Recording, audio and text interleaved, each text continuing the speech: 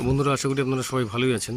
তো আমি আবার একটা জামরুলের নতুন একটা ভ্যারাইটি নিয়ে আপনার কাছে এলাম। তো দেখুন, এইটা একটা থাইল্যান্ডের ভ্যারাইটি। এটা আমার ছাদে।